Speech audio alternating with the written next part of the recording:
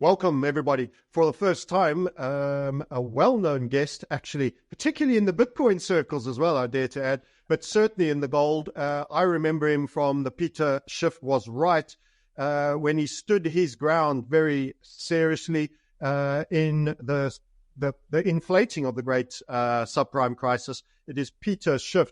He is the head of Euro-Pacific Asset Management and also CEO of Schiff Gold. Peter, welcome and glad to have you. Oh, I'm happy to be here.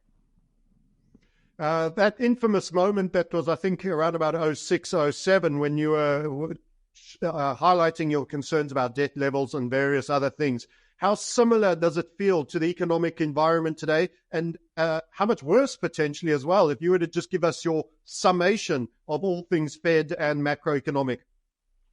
Yeah, well, it's the same today, except it's much worse. It's the same underlying economic problem. What was happening prior to the 2008 financial crisis was that you had a Federal Reserve that had held interest rates too low for too long, and in the process inflated a housing bubble. And lending standards were extremely lax as a result, not only of the bubble mentality and the artificially low interest rates, but all the government guaranteed mortgages and government guaranteed banks. So the whole thing was a house of cards, and I could tell that it was going to topple. The problem is that after we got the financial crisis, the government didn't learn from its mistakes at all. The Federal Reserve didn't acknowledge any role in creating the crisis, and it simply did more of what caused it. And so now, a dozen years later or more, the economy is in much worse shape. We have far more debt now than we had in 2008. We have a much bigger bubble that encompasses a lot more than just a residential housing. And we're on the precipice of a much greater economic crisis from which there could be no bailouts. Because the way they were able to bail everybody out before was to create inflation. Well, we're now suffering the consequences of that inflation. And the inflation is now so pernicious that it's the biggest problem that Americans face. And there's no way the Fed could unleash an even bigger round of inflation now, as this crisis rolls forward, because it's going to happen. I mean, that's why the Fed is already cutting rates. It is trying to prepare for this recession and potential financial crisis. But it's going to be much worse. And again, I said, I don't think we can get out of it with a printing press this time. I think we'll end up getting into a sovereign debt and a currency crisis, which is much worse than just a financial crisis.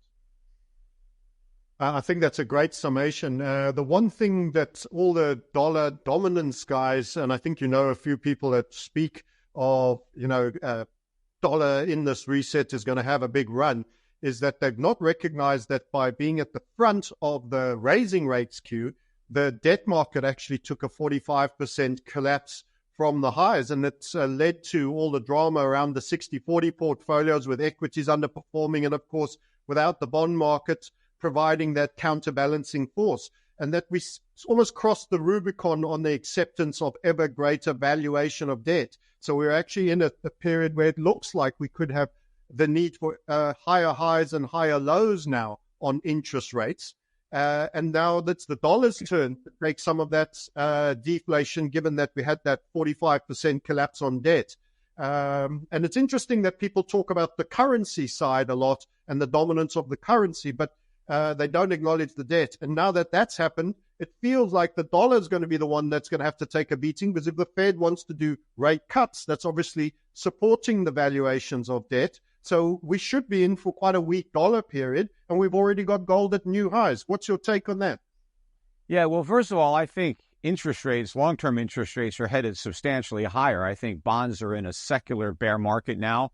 We were in a bull market from about 1981 through pandemic through 2020. And that was the peak of the bubble in bonds. And now the air is coming out. And I think bond prices are going to be falling for at least another decade. I think rates are headed much, much higher. And that's going to be very problematic. The Fed just started cutting short-term rates. And I think we're going to see a rise in long-term rates, including mortgage rates. which is why I think the Fed is going to be back doing quantitative easing by the first quarter of next year, because they're going to try to lower the long-term rate. But that just creates even more inflation and puts even more downward pressure on bonds and upward pressure on rates. Gold is already sensing that. That's why gold is at a record high once again today. In fact, gold is on pace to have its best year percentage-wise since 1979. And it's already its best year dollar-wise. Gold is up, over $600 an ounce so far this year. But percentage-wise, it's the biggest since 1979. But 1979 was significant in that was the end of the gold bull market, because 1980 was the top and gold turned because Volcker raised interest rates up to 20%. But Powell and his cronies are about to cut rates, or they already have cut rates, and they're going to cut them more in 2025. And so we're not near the end of the gold bull market like we were in 79. We're at the beginning. This is more like 71. And so gold prices are going much, much higher than, where they are now, which is around 2,660. Yep. No, I absolutely concur with that. In fact, it feels like we're only really at the beginning. I love the charts, and you're very strong on the fundamental. I'd love to show you this particular chart. If we even accept the BLS or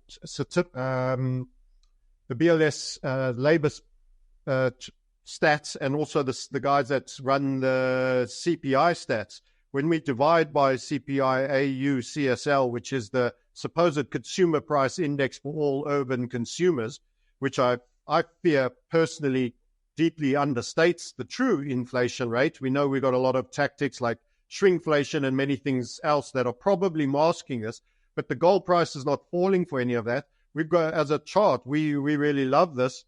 It illustrates the 2011 move. In fact, I might have to transition to the monthly there. You actually have a technical structure that just seems like it's only just beginning. This is what I feel frustration sometimes with guys. They find it hard to engage with the precious metal. You might even have buyers yourself at Schiff Gold that will say, well, Peter, we're making new highs. Shouldn't I be waiting until it comes off $300 or $400, And that moment just may not come at all. You're really only just beginning in terms of this technical breakout on the CPI stats. What's your take? And you're just adjusting it, right, for government's version of inflation.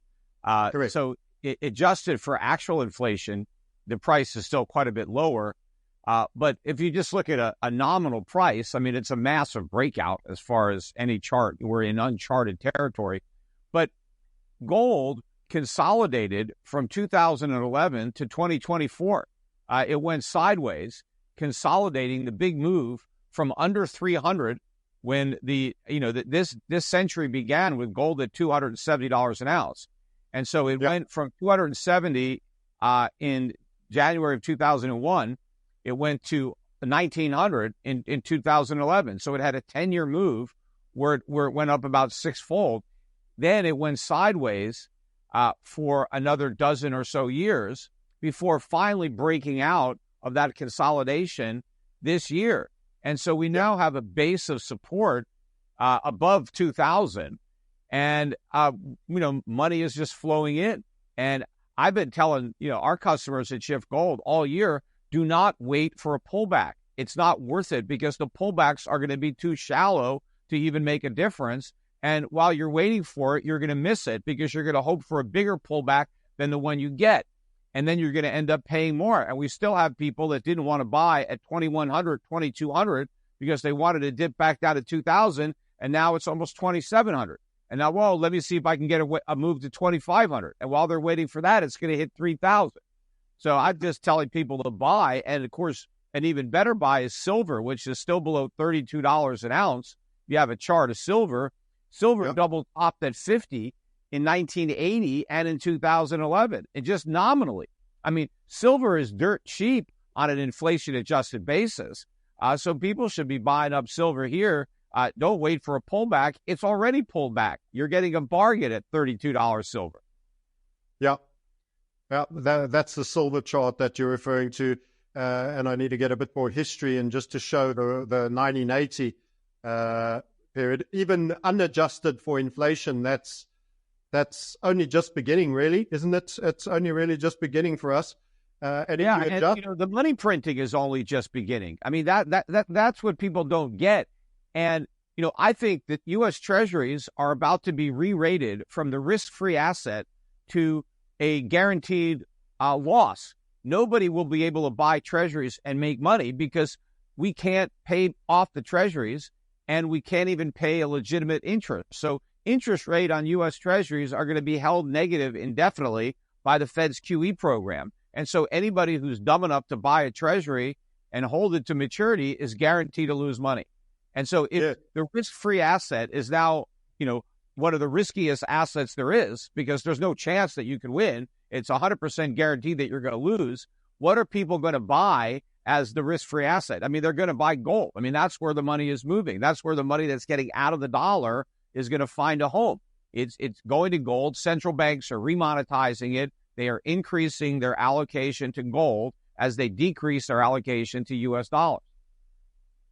And specifically treasuries in the dollars, which is part of the debt collapse as well, isn't it, Peter? It's not as if, the Mag 7 is still doing okay relatively for now. I don't think that's going to exhaust, but this is also an attack on the debt and the currency. When they stop buying treasuries, they're not buying dollars, and they're not buying the supported asset class for borrowing into existence new dollars. And on the August numbers, we were doing about 100 days a new trillion with Janet Yellen. Yep. If you're doing it at the rate of August, that's dropped now to 81.5 days. It's like a projected 4.65 trillion a year. So it's actually accelerating.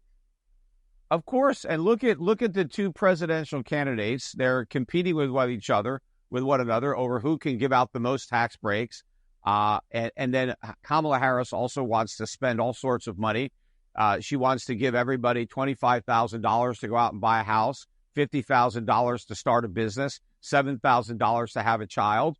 Where's this money going to come from, right? It's going to be bigger deficits that the Fed is going to have to monetize.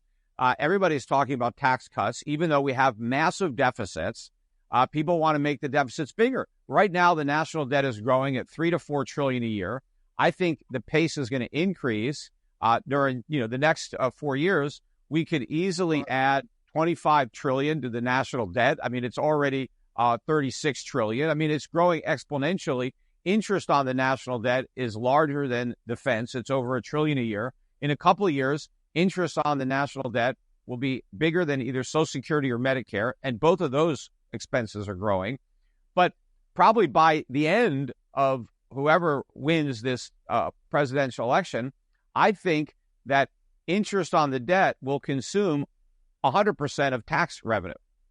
And so that means that everything the government spends will have to be borrowed. And so there's no way that we can get there with the cooperation of creditors. I mean, there's a limit to how dumb the world is going to be to keep loaning money to a bankrupt nation that has no ability to pay it back and just think, well, they can print money, so we have nothing to worry about. That's exactly what they need to worry about, printing money into oblivion, where the money they print no longer has any value. That's the direction where we're heading. And so this whole thing is going to accelerate. That's why the price of gold, you talk about where it could go. It could go to 20,000. It could go to 40,000. I mean, gold prices can go up dramatically, but it's not that gold is actually changing. It's just when the country was formed in 1789, we ratified the Constitution and we passed the Coinage Act. We set the value of the dollar as a quantity of gold, and gold was $20 an ounce in 1789. When they created the Federal Reserve, in 1913, right, 120 some odd years later, the dollar, you still was $20 for an ounce of gold. So the dollar's value didn't change during those 120 years, and so you can still buy it an ounce of gold for $20. That didn't change until the 30s, after Roosevelt devalued the dollar, and then you needed $35 to buy an ounce of gold, and that held until 1970, or late 1960s, early 1970s. But when Nixon finally left the gold standard, The official price was about $42 an ounce. But, now it's $26.60. Gold hasn't changed. An ounce of gold is still an ounce of gold. It's just that now you need 2,660 Federal Reserve notes to buy one, whereas you used to need 20 because of how much they've created. Well, that's going to keep happening. And, so who's to say that, you may need $20,000 to buy an ounce of gold soon? Yeah. No, it's a fair point. A lot of people are talking, well, why don't I buy equities? Let's leave gold equities for now out of that, because there's going to be potentially in due course some that will spin incredibly well. But if you look at the S&P, let me just share that screen again. The S&P 500 prices to sales matrices. For people that think, well, Peter, maybe I should just, if you're talking an inflation game, why aren't I just buying stocks, for example? And we want to counter that argument. And we have a look at... I'm not against buying stocks. You should buy stocks. But just not just randomly just buy any stock. You have to be more selective. But, if you buy the right equities, they're a great inflation hedge, and they provide income. Gold is not an investment. Gold is money. So you can save gold. But if you want to make investments, you don't buy gold. Although I think gold is so underpriced right now that, you're going to have a big return that you normally would get just because the market is so underpricing the metal at this particular point in time. But you should own equities as a inflation hedge, but you have to own the right equities. So what types of stocks do well in a higher inflationary environment with rising, long-term interest rates, or, stagflation, a falling dollar, stuff like that? It's not the Mag 7 stocks. It's not the high multiple, growth stocks. Dividend paying. Yeah, it's dividend paying value stocks. It's companies that sell products and services that consumers need and that they will pay higher prices to get, and they will give up other things in order to keep buying. And you also want to look at valuations. Valuations are going to be very important. And so the stocks that I think are going to be the best inflation hedges are mostly outside the United States, because that's where you get the best value.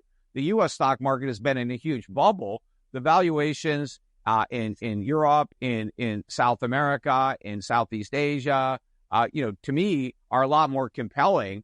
I get a lot more bang for my buck, but I also I'm going to get the benefit of a falling U.S. dollar relative to those currencies. That's going to increase the dollar price of the stocks. It's going to increase the value of the dividends that I'm earning when I repatriate them back to dollars. So I think international value stocks, emerging markets too, I think are very attractive right now. I think they're going to do really well with a weak dollar. So it's similar to the types of stocks that did well in the 1970s. The U.S. stock market, really went sideways during the 1970s, but you got killed if you owned it because inflation destroyed the value. But if you invested in commodities, you invested in foreign stocks, you did great in the 70s. Yeah. We have over a 50% US participation on our YouTube channel, and I've been encouraging them to think outside of the national boundaries of the states, particularly in terms of investment and other things that has to be said. It does feel like a little bit of end of empire. I'll pivot to a different chart where this was just showing generally that the S&P is quite highly valued to sales at the moment. And as you've mentioned, you can get 2 to 3 PE commodity soft producers in Brazil and Indonesia that are big businesses that have been in existence for a long, long time, are bringing bananas and coffee and cocoa to market and are actually generating quite high dividends for quite low multiples. And that's the kind of thinking I think you're making. This is the softs versus hard landings. And we've always been told that we're going to get soft landings. It's the standard statement. And I think there's only really been one event where you could have argued there was a soft landing between 95 and 98, but it didn't have a yield curve inversion associated with it over there. Every time we've had an inversion, so we have 89, for example, we have just pre.com, it's 99, 2000. We then had the 607 inversion, which was just pre the subprime. This is, of course, a leading indicator for a real hard recession. And, of course, we had a touch for the 2019 That was mainly repo markets, but rolled into the CV19 events. And we've had the longest yield inversion in the modern era, pre-80s, that has occurred. And when you have all of those combinations with unemployment rising and a yield curve inversion, you've almost always had a hard landing. Do you concur with that? What would you add to the sort of the economic take, particularly for Americans, but obviously it's going to affect worldwide? Are we in for a hard landing? We're going to have a hard landing. We're going to have a crash. It's not even going to be a landing, because what the government has done, what the Fed has done, every time we've had an economic downturn, they've basically come to the rescue by creating inflation. They print more money, they lower interest rates, and mortgage rates come down. People refinance. The stock market goes up because people are able to buy more stocks with lower rates. Valuations go up. I mean, so they reflate a bubble. But this time, it's not going to have that effect, because we already have a big inflation problem that is going to be exacerbated by the easing of policy, and it's going to backfire. And so even though we're going into recession, long-term rates are going to rise, and that is going to worsen the severity of the recession. And the Fed is really going to be forced to raise interest rates if it wants to do the right thing, and the government is going to have to cut spending and maybe raise taxes during this recession, which they've never done. They always try to stimulate. They increase spending. They cut taxes. So they're going to have to do the opposite of everything they've done before, which in the short run, obviously, is going to make it a whole lot worse. I mean, in the long run, that's the right thing to do when you have a recession, is to cut back on government spending, and they have to let rates rise. But they're not going to do that. So that's why we're going to have a massive acceleration of inflation, which is actually going to worsen, again, the severity of the recession, because inflation acts like a tax increase. It destroys purchasing power. And so I don't think there's going to be any way out of this. I think it's just going to become, again, a dollar crisis and a sovereign debt crisis. And investors need to prepare for this in a way that, they've never probably prepared for anything in the past, because we haven't seen this. In the last few crises, the dollar is the safe haven. Everybody goes into the dollar when there's a problem. This time, the dollar is going to be the problem, and everybody's going to be fleeing it. And when you're fleeing the dollar, you're fleeing U.S. financial assets. Yeah. It does feel to me like you're going to have, particularly an American, which has actually disproportionate, it's been the vacuum. It's almost hoovered disproportionately capital from the rest of the world for an extended period, which is why you have much higher multiples on American big corporations. But it does feel this next one is going to be the great unwinding of asset valuations. Like, I can't help but think residential homes, we're talking about general PEs on tech stocks. All of these things feel like they're going to come off remarkably. People's 401ks and pensions are going to be, as a result, disproportionately affected. And if that's happening at the same time as your house is going down, or it's a struggle to sell, and you can't get a new mortgage at a decent rate to size down, all of this points to a bit of when Britain came after the war, they had sort of the austerity decades. It was the sick man of Europe. It was a post-empire hangover that was number of decades long. It feels like America might be due. That's part of the cycle, and it's going to be pretty unpleasant, and it's going to feel less good to be, I don't want to say an American, but in terms of the living standards that people have been used to. Are we peak America, and the trend is down with the aspects of this dollar and debt scenario? Well, hopefully it's not peak America forever, but it's certainly going to be the peak for a long time. I mean, Americans have lived beyond their means for decades now. We've relied on the crutch of the reserve status of the dollar. That's allowed us to outsource our manufacturing to the rest of the world and run $1 trillion a year trade deficits. Yeah. We've also been able to run massive budget deficits because we've been able to tap into the savings of the rest of the world. Even though Americans themselves don't save, we have a record low savings rate, we're all able to go out and borrow money. Well, who's doing the saving? There's got to be a saver for every borrower. And so it's the world that has been saving and producing. They've been producing the goods that we consume and loaning us the money to pay for it. And so we've had this artificial standard of living. We've lived beyond our means, and that's going to come crashing down. When foreigners no longer want the money that we print, that means we lose access to the goods they produce, and we lose access to their savings. And now we have to fend for ourselves, and we can't do it right now.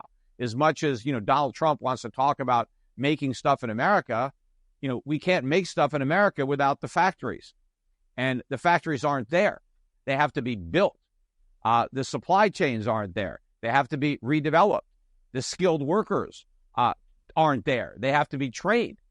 Where's all this money going to come from to do all this, and how long is it going to take? Right? It took a long time for our industrial base to disintegrate. It's going to take a long time to build it back up again. And it's also going to take a completely different economy. We're going to have to save more and spend less, which means a massive recession, because 70% of our economy right now is spending money. That has to stop. We have to save money. And in order to get that to happen, interest rates have to be much higher so that people are encouraged to save, so that we can take the savings and rebuild our manufacturing.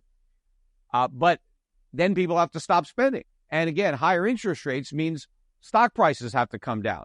Real estate prices have to come down. That's a problem, because banks are going to fail when that happens. And government's going to have to cut spending. Government's going to have to be honest with people on Social Security and Medicare that they're not going to get the benefits that they were promised, that the money's not there.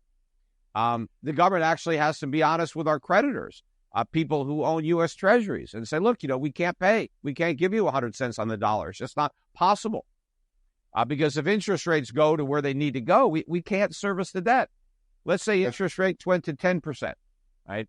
Well, and if the national debt is $40 trillion at that time, well, it costs $4 trillion a year just to pay the interest on the debt. Well, we don't have that money. So, so the only way to get back to a real economy is to allow the phony economy to die. But that means a lot of people lose a lot of money.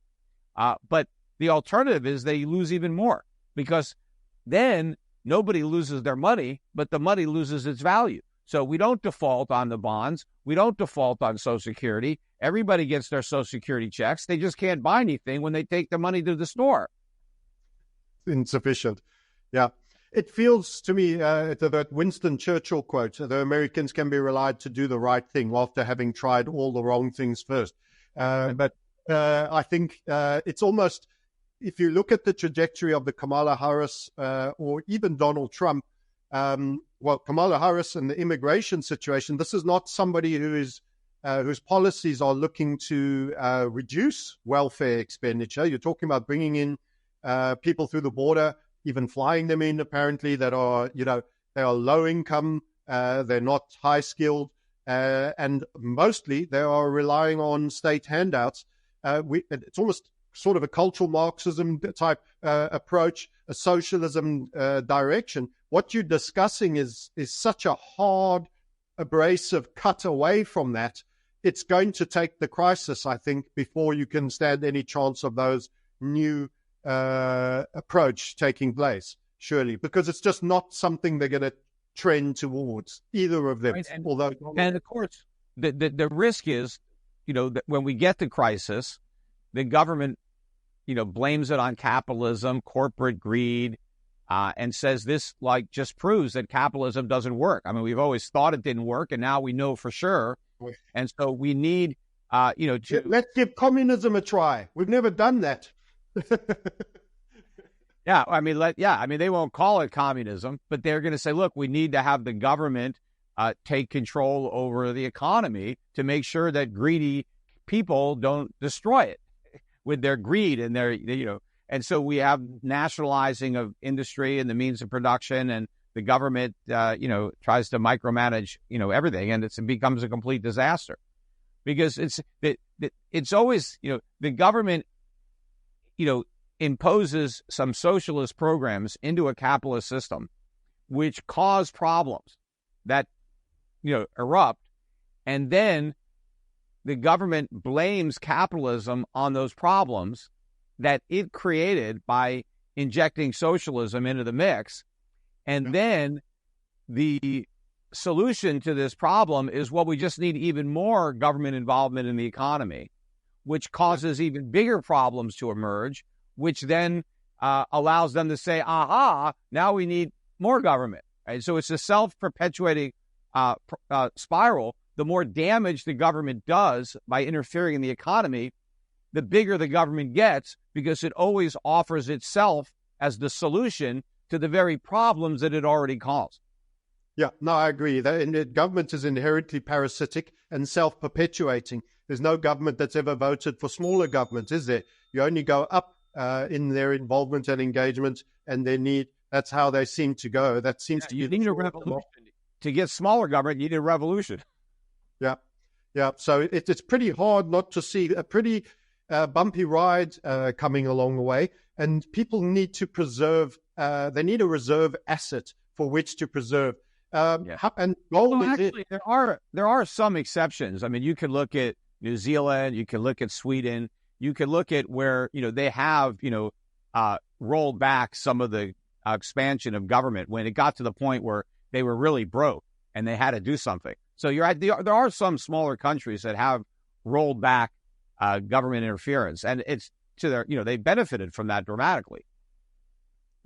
Yeah, they did. They did indeed, and it's always been shown to be the way. Cut back expenditure, cut back engagement. We're having a great test case now in Argentina with what's going on with Milei. But obviously Argentina was through a lot of pain. It took a lot to get to a situation where they would even try what Milei had to offer. Yeah, it's taken a lot to get to that point. And let's see how he progresses if he stays the course, because it also gets bumpy and it's hardship. You need everyone to stay the course.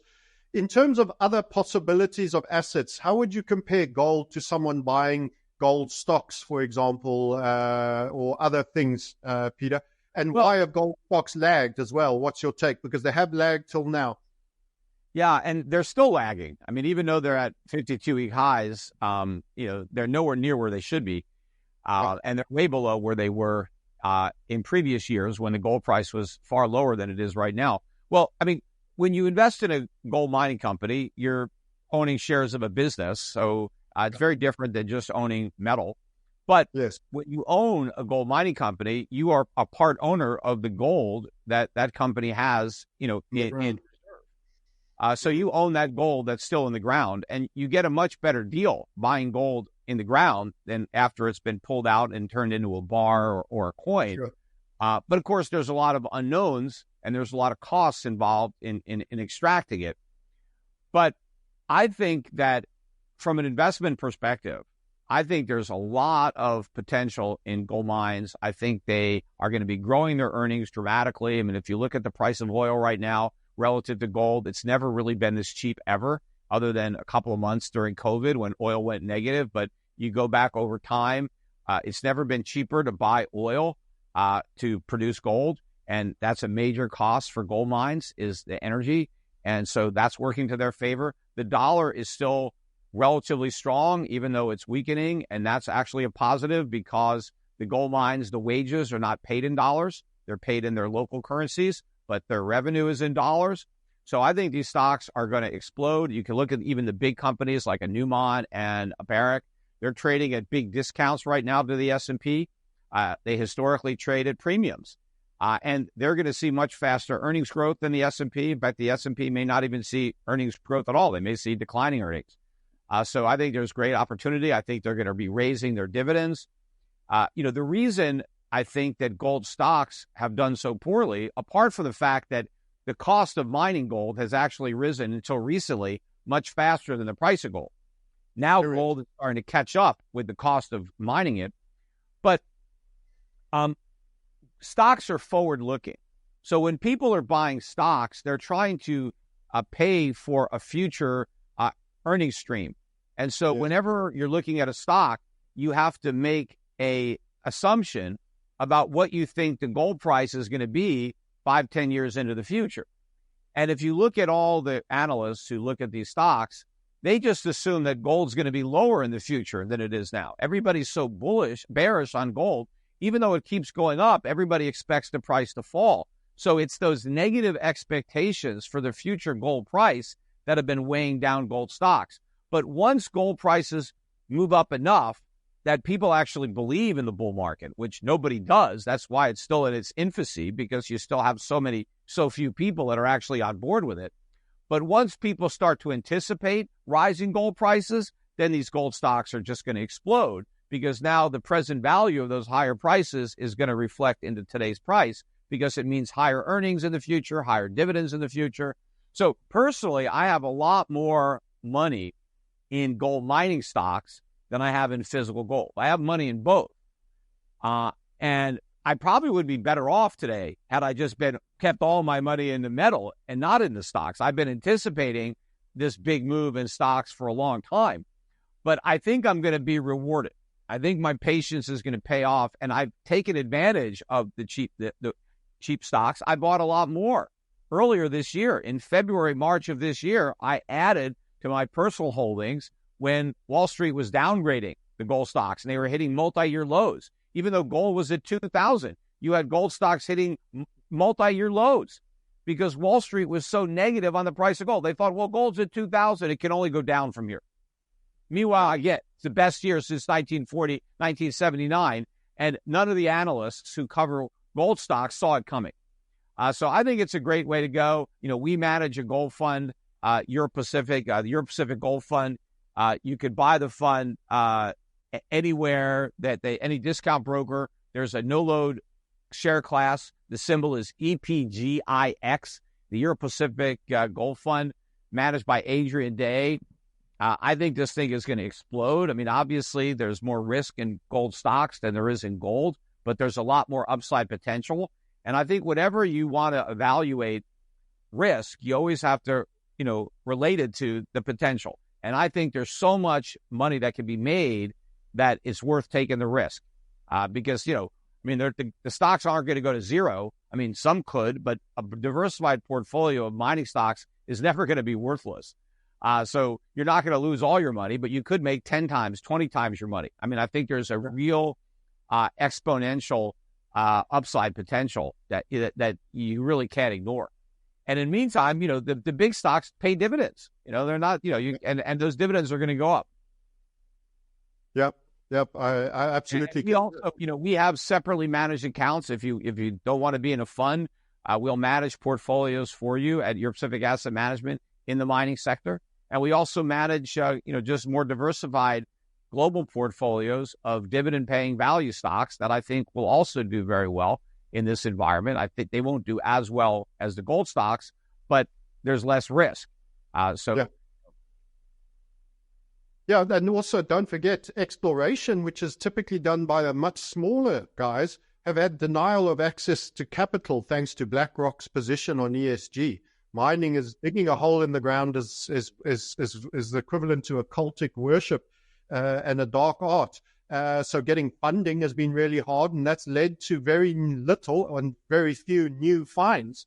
So most of the majors actually are buying. They haven't really grown gold. It's all been a cash-cowed industry almost, with no forward-looking desire to grow ounces in the ground. Yeah, exactly. I mean, and that's one of the reasons now that when you see this big increase in the price of gold, there's not going to be a big increase in gold in the market.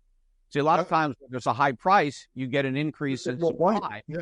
Producers, but there's no pipeline of new production that's coming on stream. A lot of the gold companies have been closing their gold mines over the last several years because they weren't profitable. And so just bringing those on stream, could take a year or two to get that back. So I think what is probably going to happen is instead of the major gold mining companies spending money exploring for more gold, they're just going to take their income and buy up smaller gold companies that have gold. And that's how they're going to grow their reserves, by buying it on Wall Street, not by exploring for it. And so that doesn't actually increase the supply of gold. It changes the ownership of the gold. Yeah, but it's the same pizza pie. It's just bigger slicing, merging of slices. And then you still have a supply-based issue, and you just end up with monopolies and very few people looking for it. And that just what I think is eventually going to happen is some of these foreign governments that have sovereign wealth funds, where the governments need more gold, they may come and buy up mining stocks just so they can have a direct pipeline to that gold, so that they can mine the gold, not to sell it, but to just take it right to their own vaults, right? So they can basically secure the supply, because I think the world is going to be looking to secure gold reserves to replace their dollar reserves, because I think we're going back to a monetary system that's based on gold, not one that's based on the dollar. And the only reason the world accepted the dollar standard in Bretton Woods was because the dollar was not only backed by gold, but it was convertible on demand into gold. That's what gave the dollar its value. People said the dollar's as good as gold, because it was, until it wasn't, because then we defaulted on our promise. And so the world needs to go back to a gold standard without the dollar, as a middleman. Yeah. Well, you have car makers like Tesla that are battling to secure, and buying and making strategic investments to secure lithium and cobalt and various other things. But no one ever wants to talk about also securing their substantial requirement for silver, which is the other metal that you mentioned that we should probably say more of a word about. And it also has forward sold the largest amount of the production. Many people will say, Peter, why are we seeing continually the lag in silver? And I would say we always start with a gold bull, and it's the God market that moves first. But many people have been more frustrated by silver. But does that not point to a bigger overshoot potentially later? Are they impatient? So while I just get the silver chart up and divide it at gold?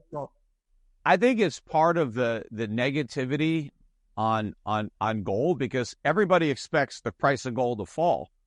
And so they expect the price of silver to fall even harder.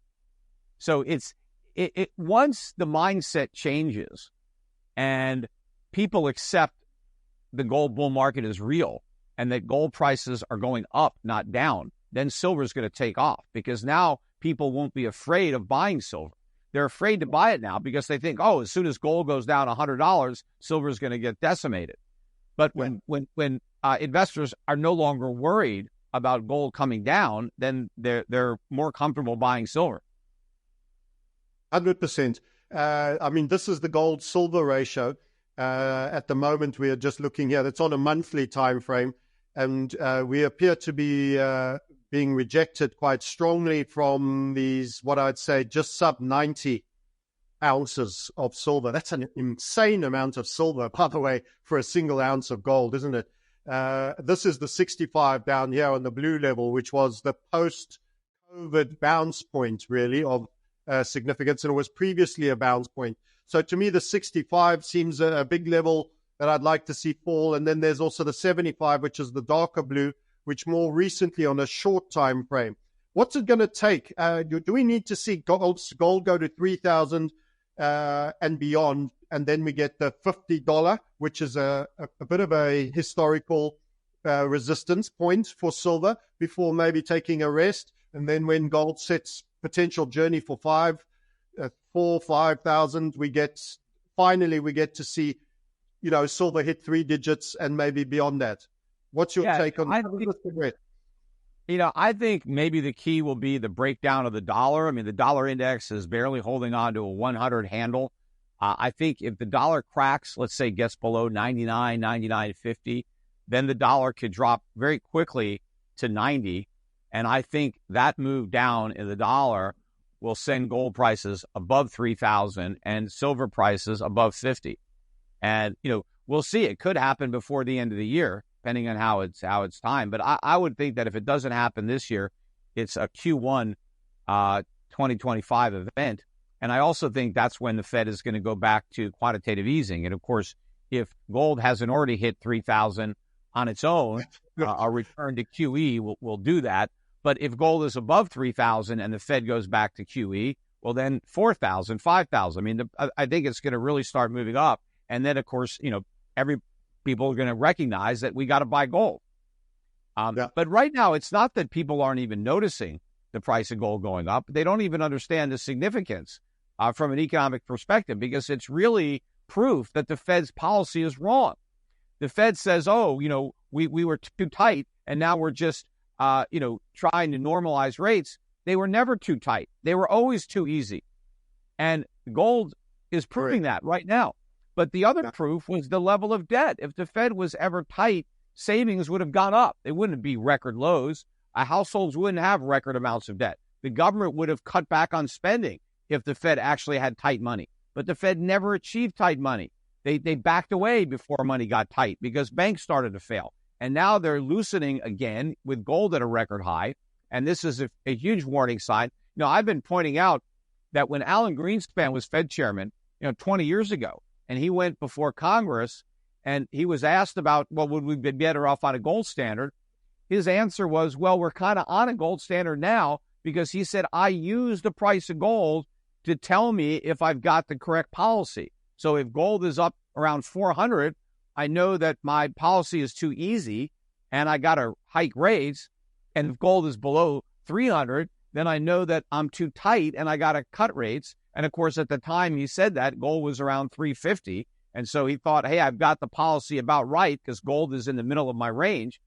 Well, gold is at an all-time record high and goes up every day. So what is that telling you? Well, according to Greenspan, who used to be the Fed chairman, it tells you that interest rates are too low, yet the Fed is lowering them more. Yes. That's going in the wrong direction.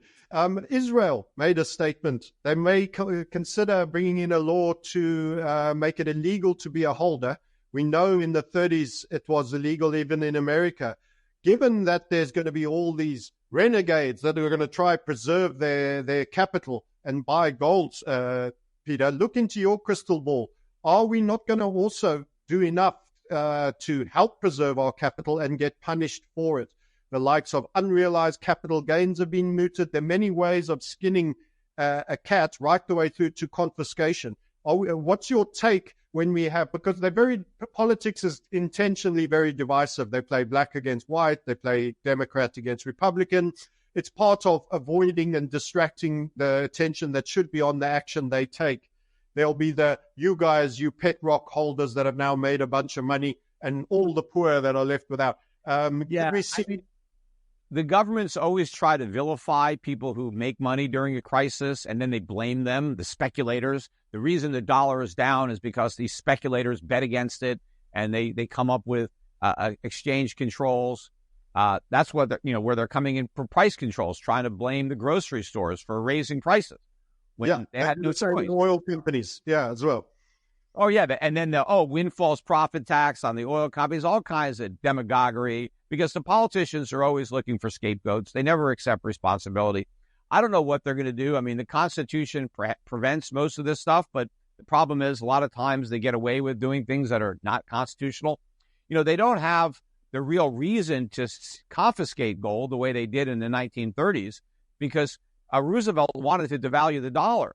And so to do that, he had to take everybody's gold. So everybody turned in their gold and got $20 an ounce for it. And then as soon as Roosevelt got everybody's gold, he increased the price of gold to $35 an ounce. So the government got a windfall at the public's expense.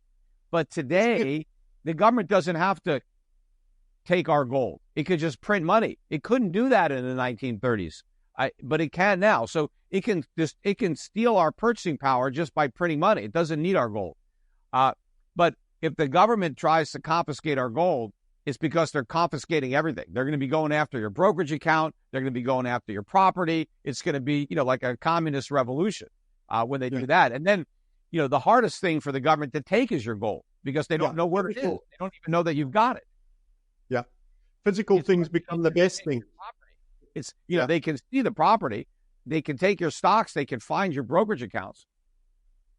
Yeah, that's when, and that seems to be the big agenda of trying to push us into digitization and even tokenization, where I think first the questionnaire will come where you have to declare what you have, and that'll be a fact-finding mission, and you'll be threatened with non-disclosure penalties if you don't. And then later they come with unrealized capital gains tax on that which you declared, if you declared it. And I think there's a possibility we could end up in a situation with black gold, sort of behind markets outside of the official markets, gold. That is, you bring up, the digital assets. That's one of the other reasons that gold's bull market is, kind of, happening off everybody's radar or in obscurity, too many people have been distracted by Bitcoin and the idea that it's digital gold.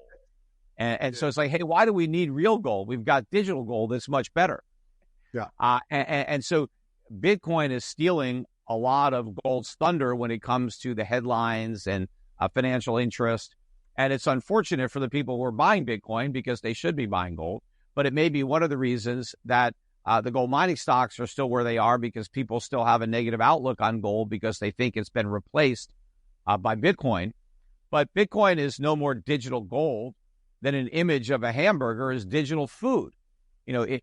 Bitcoin can't do anything that gold can do. There's no place where you would use gold where you could substitute Bitcoin and it would still work, right? So gold is gold.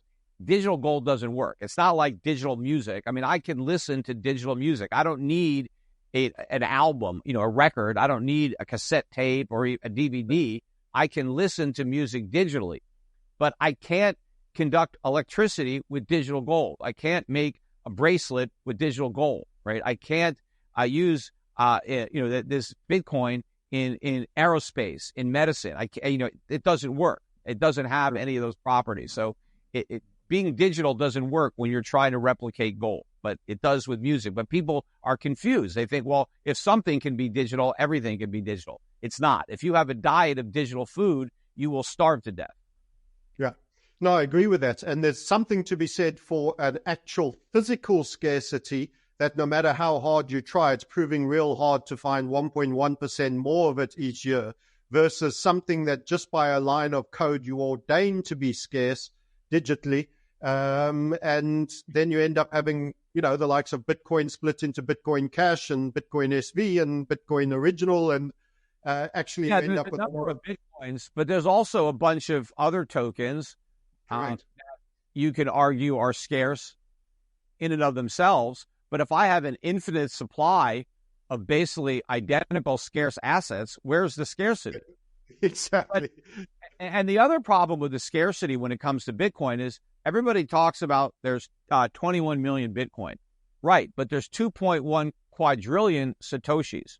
So there's lots of Satoshis. Satoshis are not scarce at all. Now, exactly. And why that's important is because you can't do anything with a Bitcoin.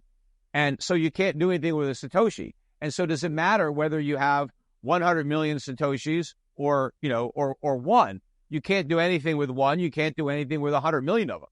Whereas gold, you need specific quantities of gold.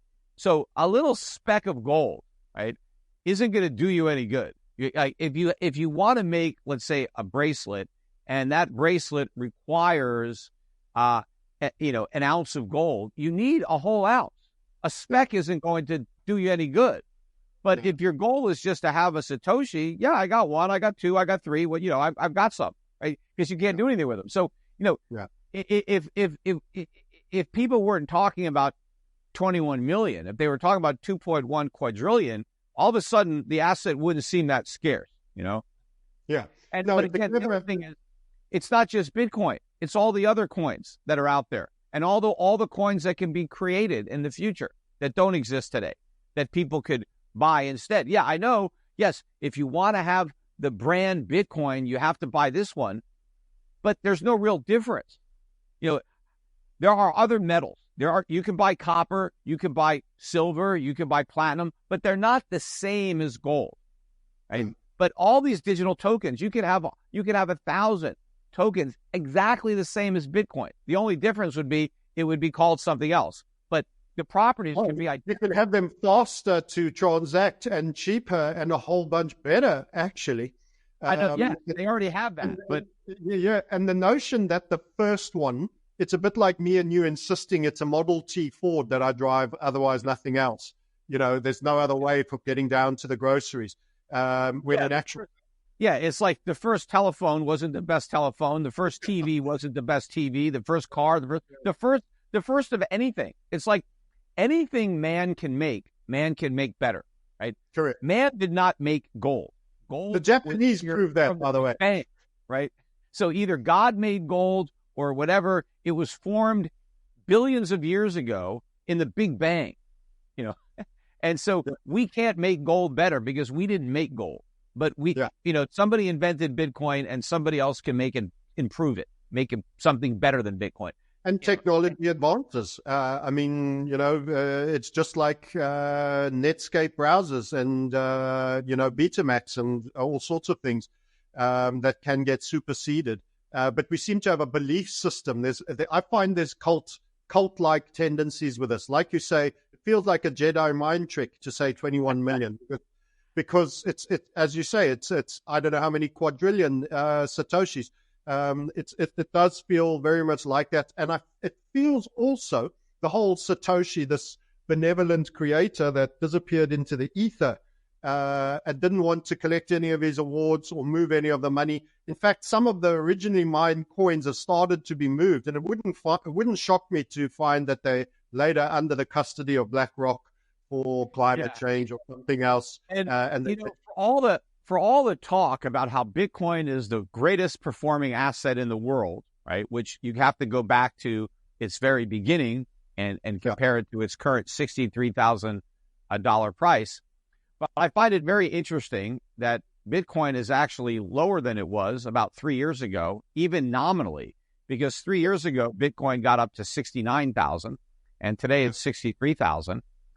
But in terms of gold, the Bitcoin price is about 30% lower than it was 3 years ago. So people would have been better off buying actual gold than buying Bitcoin. And this is despite the fact that over the past 3 years, you've had the launching of 11 Bitcoin ETFs, right, where all these investors have now bought Bitcoin. You've got MicroStrategy, which has borrowed almost $10 billion, or not quite, maybe 5 or 6 billion to buy Bitcoin. You have El Salvador use taxpayer money to buy Bitcoin. You've got some funds that are involved. You've had a huge marketing campaign. You've had Super Bowl commercials. You had all sorts of hype. And you've got all these financial networks that cover Bitcoin nonstop. So despite all the hype, despite all the promotion, despite all this widespread supposed institutional adoption, the price hasn't gone up. Yeah, and that's on a weak dollar. It's gone up. Meanwhile, while the public has been wasting their money buying Bitcoin ETFs, they've been pulling their money out of gold ETFs. Gold ETFs have had net outflows this year.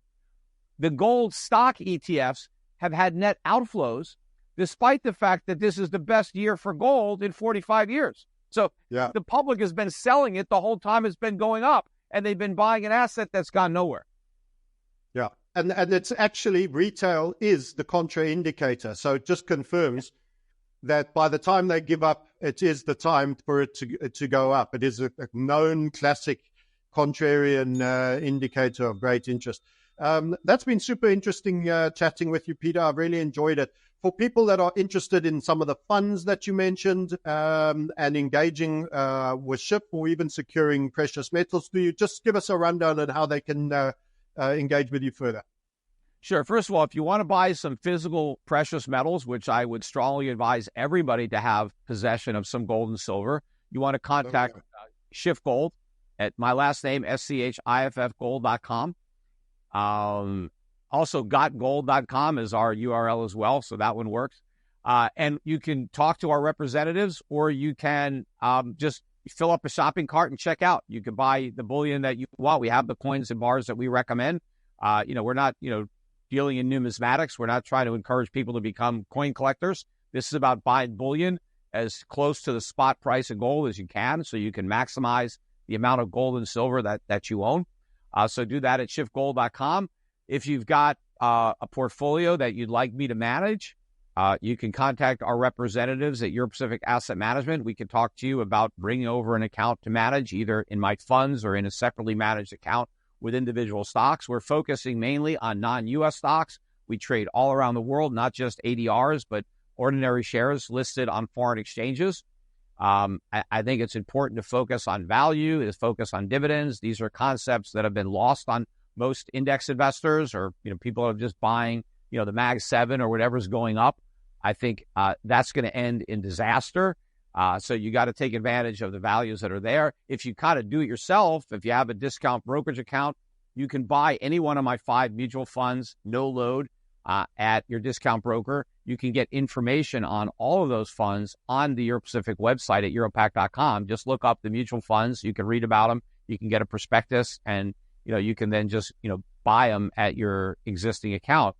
Or you can contact us. We can help you buy them, and you can actually buy the funds directly on the website. If you go to europac.com, you can actually purchase the mutual funds directly from the website. If you don't already have a brokerage account and you just want to buy a fund, you can do it directly through the fund family. Now, as far as keeping track of me, I have a free newsletter that I put out several times a week. You can subscribe to it at schiffsovereign.com. And we also have some premium services that you can learn about while you're there, but definitely at least get the free newsletter at schiffsovereign.com, and follow me, listen to my podcasts. I do at least once a week. Sometimes I do more, but I do at least one podcast a week at schiffradio.com, or my YouTube channel, because it's live, it's video, so you can watch it on my YouTube channel, Peter Schiff, or the Schiff Report. And follow me on social media. I got over 1 million followers on X. I'm constantly posting there. That's always me doing that. So make sure and follow me there so you're up to date on what I'm saying. But I'm also on Facebook, Instagram, TikTok. I mean, all the the main social media platforms. You'll find my content there. So you should try to follow me. Excellent. And final thoughts, if you have one that you would leave all the viewers with. It can be anything in terms of you're giving your advice to your 18-year-old self or your son of the future. What would you say? Well, if I could go back in time to my 18-year-old self, I'd be a lot richer now, because I have all that inside information that I could, including loading up on Bitcoin when it was under $1, right? I could have, a lot of things. Yeah, a lot of things you can do with the benefit of hindsight, Yeah. Now, in terms of principles, though, what principles would you leave people with? Well, look, I tell people to not give up on on their dreams, on their goals, to face adversity and just keep trying. And if problems develop, you just gotta roll up your sleeves and work harder and figure out how to solve them, and don't give up, and persevere and pursue what you want. And if you do that, you have a much better chance of achieving your goals than if you simply give up.